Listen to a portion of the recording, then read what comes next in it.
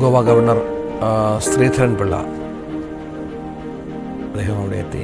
M ടിയുമായി ഏറെ ആത്മബന്ധം പുലർത്തിയിരുന്ന, എം ടിയോട് ഏറെ അടുപ്പമുണ്ടായിരുന്ന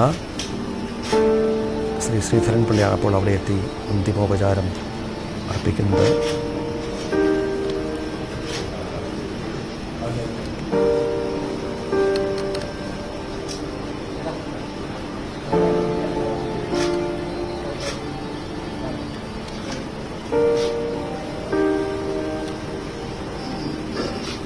എം ടിയോടുള്ള ഹൃദയബന്ധം അത്രത്തോളം കാത്ത് സൂക്ഷിച്ചിരുന്ന ഒരു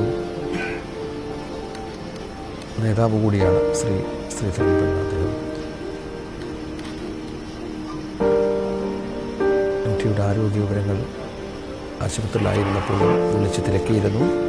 പലപ്പോഴും ആരോഗ്യ വിവരങ്ങൾ പുറം ലോകത്തെ അറിയിച്ചിരുന്നതും അദ്ദേഹമായിരുന്നു. ഏറ്റവും വ്യക്തിബന്ധം, ഹൃദയബന്ധം അദ്ദേഹവുമായി എം ഡിക്ക് ഉണ്ടായിരുന്നു എന്നുള്ളതാണ്. അങ്ങനെ ഒരുപാട് ആളുകൾ നമുക്ക് ദൃശ്യങ്ങളിൽ കാണാം. അദ്ദേഹത്തെ അവസാനമായി കാണാനായി എത്ര ആളുകളാണ് അങ്ങോട്ടേക്ക് കടന്ന് വരുന്നത്.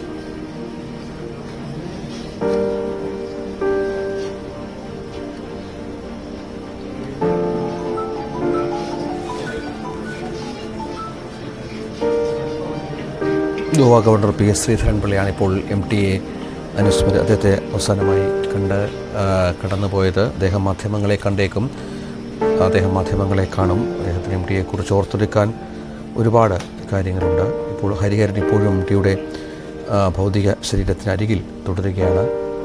ദുഃഖാർത്ഥനായി നിരവധി ഓർമ്മകൾ ഓർത്തെടുത്ത് ഹരിഹരൻ അവിടെയുണ്ട്.